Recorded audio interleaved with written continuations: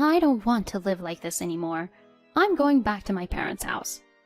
When I shouted this at the end of my patience, my mother-in-law who lived with me said, "Then take your 2 kids with you and divorce my son too."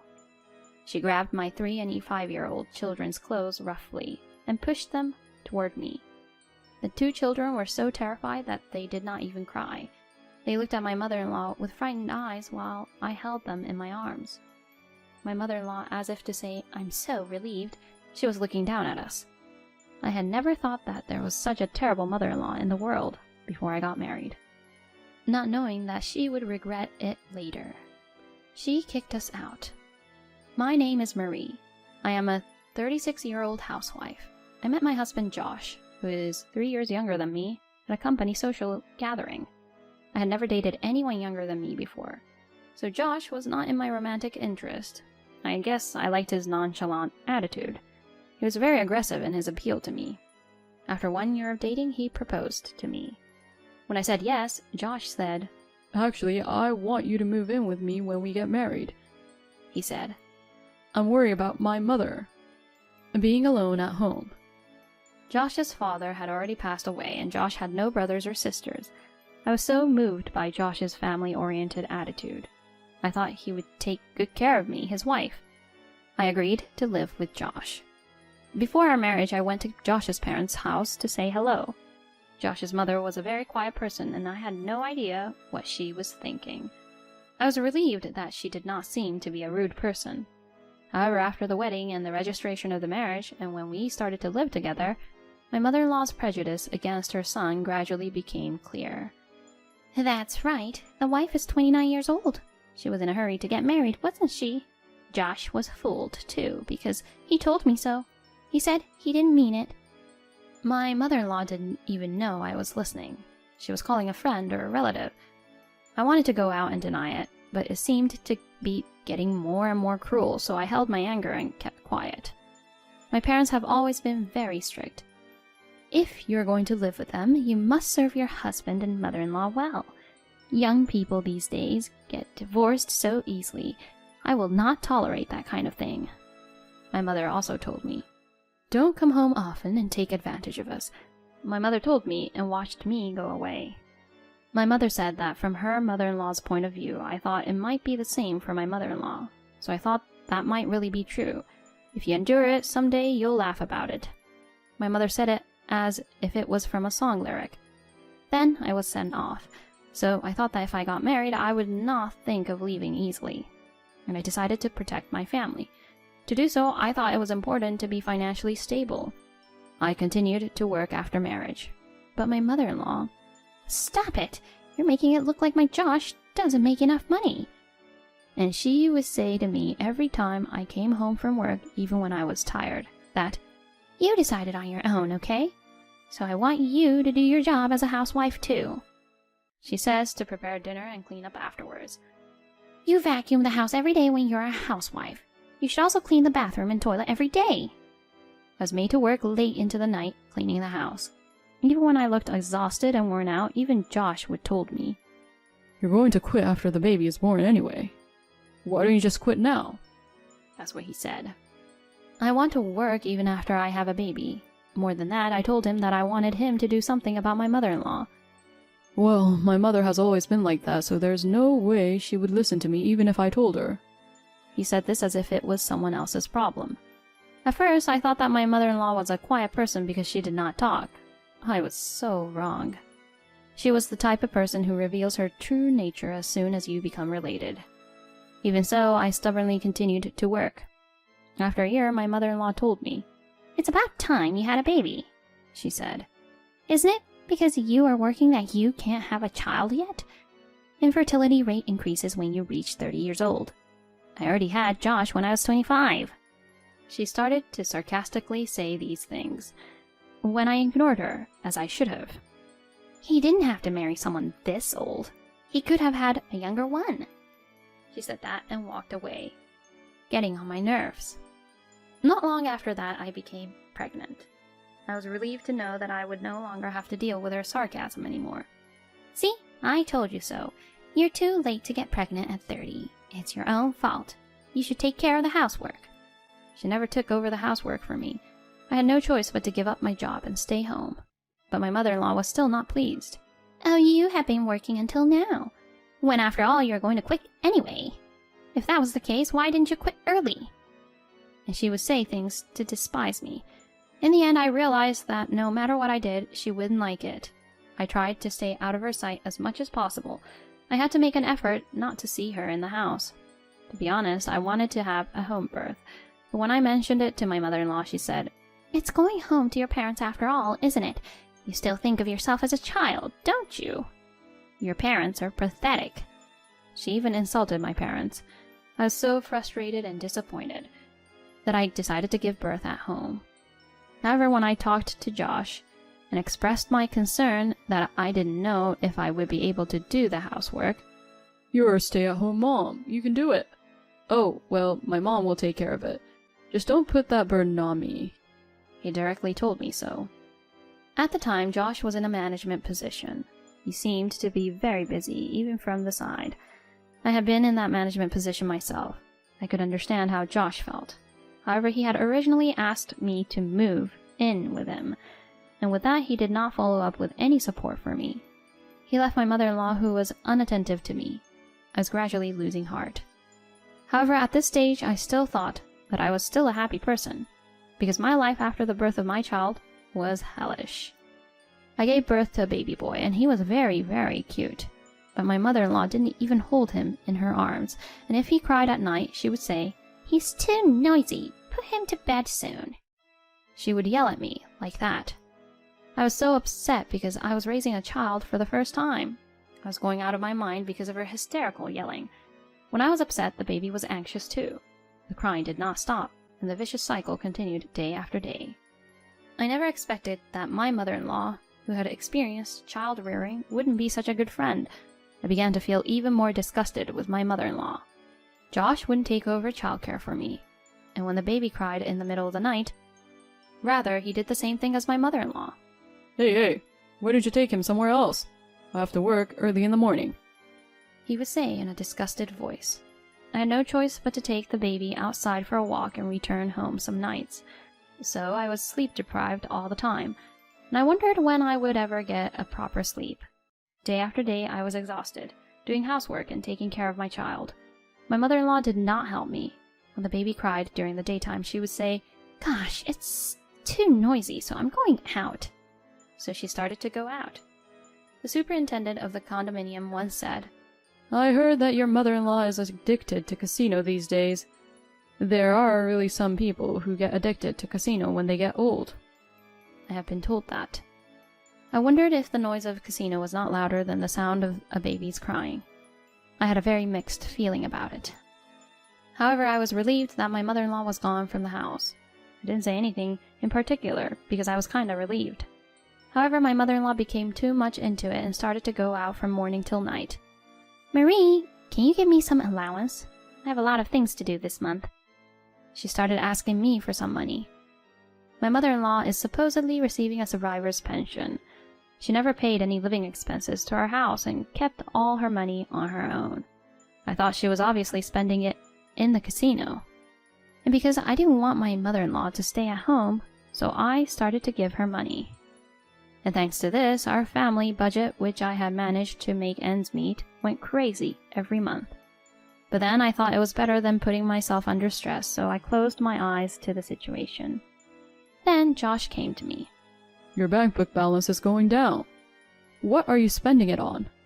I told him about my mother-in-law. When I told him about her, Josh did not blame his mother. "What are you thinking? You have to stop that kind of thing." He scolded me instead. "She's your mother. I was hoping you'd tell her yourself." "I didn't think you were such an unreliable woman. I was a fool to trust you with the family finances." He spat the blame on me. "Anyway, don't ever give my mother any more money." He gave me the order not to give her any more money. But then, when my mother-in-law asked me for pocket money as usual, Josh told me not to give you any more money. When I rejected her, my mother-in-law looked at me with disbelief. "It's a wife's job to make it work, right? You're supposed to take good care of your old ones. You're so useless." She was furious and went out of the house again. After that, I was asked for money several times, but when I mentioned Josh's name, she reluctantly gave up. "I hate cheapskate wives. Who do you even think you are?" she told me in a sarcastic tone and left. After a while, the urging stopped, but she continued to play in the casino. I don't know how my mother-in-law was managing her money. At that time, I was pregnant with my second child. I was so busy raising my child with my pregnant body that I didn't see what was going on around me. That was all I could think about. It was the same after I gave birth to my second child. My mother-in-law was still bullying me, and it was getting worse and worse. I was so preoccupied with making the baby grow up that I could not afford to worry about it. Furthermore, when my younger daughter turned 2 years old, I was able to get a new job, which I had longed for. I spent less and less time at home. I spent less and less time with my mother-in-law. A year passed by before I realized it. Josh started coming home later and later. I wondered if it was my imagination, but I felt that he was absent-minded more and more often. My younger son, now 3 years old, began to take to his father. Whenever he tried to go out alone on his days off, "I want to go with you." No amount of coaxing by me would stop him. I asked Josh if he could take his son with him. I pleaded. "No, it's not a place for children." And then, with an unclear attitude, he goes off, on his own, to escape. When my daughter, who was sad, persistently made a fuss, my mother-in-law, who was at home, said to her, "Shut up! Make her be quiet." She scolded them hysterically. My 2 children were frightened by my mother-in-law and did not take to her at all. After many times of this, I finally ran out of patience. After Josh had left, I told my mother-in-law, who was scolding my daughter. I finally yelled at her. "Shut up! Shut up! You're the one being noisy." I finally yelled at her. "And more likely, it's your son's fault. You tell someone else's kid to listen, but you never mind your own son." I kept yelling like a madman. My mother-in-law, who had never been resisted by me before, looked at me dumbfounded. And then I finally said it. "I don't want to live like this anymore. I'm going back to my parents' house." I said it out loud. Then my mother-in-law said, "Then take those 2 annoying kids with you and divorce my son." She roughly grabbed the clothes of my 3- and 5-year-old children and shoved them towards me. She then produced the divorce papers with Josh's name on them, which I don't know where she got them from. "Take that with you." And she handed it to me. I felt uncomfortable with her readiness, but I was so mad that I thought it was a good idea. I wrote down my name and packed our bags to go to my parents' house. I then went to the city hall and filled the divorce papers. Then I went to my parents' house, and my mother, who had heard so much, she accepted me without a word. When I reported it to my father with dread, he said, "I see." Just that. Not, "Don't be naive, go back home." I was relieved that he did not criticize me. 2 weeks later, I was at the door of my office after work. I found 37 calls to my phone. The caller was my ex-mother-in-law. She had been calling almost every 10 minutes since early afternoon. As I was going through the incoming call history, I found another call from my ex-mother-in-law. I tapped the incoming call icon inadvertently. Then my ex-mother-in-law's loud voice echoed around me, even though I didn't put the phone on speaker. "Marie, why won't you answer the phone?" I looked at the other employees. I hurriedly put my phone to my ear and said, "I think you've got the wrong person," I said, and left the place. Several people glanced at me and looked at me curiously. "How could I be mistaking you for someone else? I've been calling you all day long, but why don't you answer?" As usual, my ex-mother-in-law was so self-centered that I was sick of talking to her. Isn't it natural because I'm at work? I mean, we are strangers now, aren't we? When I said that and tried to hang up, to my surprise, my ex-mother-in-law was standing right in front of me holding a smartphone. It seemed that she was waiting for me. My ex-mother-in-law trembled and hung up the phone. "You! How dare you! You think you can do this?" She took out an envelope with a content certified stamp and showed it to me. I popped my head in. "What are you talking about?" My ex-mother-in-law replied, "Don't play dumb with me. It's your father," she screamed. I looked at the contents of the envelope that she handed me. It was a picture of Josh in a hotel room with a woman, and a picture of my ex-mother-in-law in a casino, and a detailed report of each of their activities. The casino clerk saying, "Oh, that old woman who's here every day. I remember her because she's here from morning till night. She always gets mad when she loses." "She's always losing money and getting mad. and there was also a letter testifying. And then, unexpectedly, there was a picture of my ex-mother-in-law receiving something that looked like money from Josh's cheating partner. It seemed that my father, who was the head of the credit agency, had been conducting his own investigation from the time when he became suspicious. At the bottom of that, in my father's own handwriting, "I will never forget the fact that you people hurt my daughter, so be prepared." That was written. My father was angry. I was so moved to know that. In fact, I had been avoiding my father ever since I returned home. I was ashamed that I had come back to my father's house even though he had told me not to come back, so my father did not take the opportunity to talk to me. He must have sent the material to Josh and my ex-mother-in-law. I once again found the courage to fight, and when I glared at my ex-mother-in-law, who was very mad, I said, "What on earth did you receive from your cheating son's partner?" I asked her. My ex-mother-in-law looked away. "That's not important. More than that, tell your father. Tell him to destroy this document," she shouted in an obviously suspicious manner. My ex-mother-in-law, who has been playing in the casino from morning till night and keeps losing money.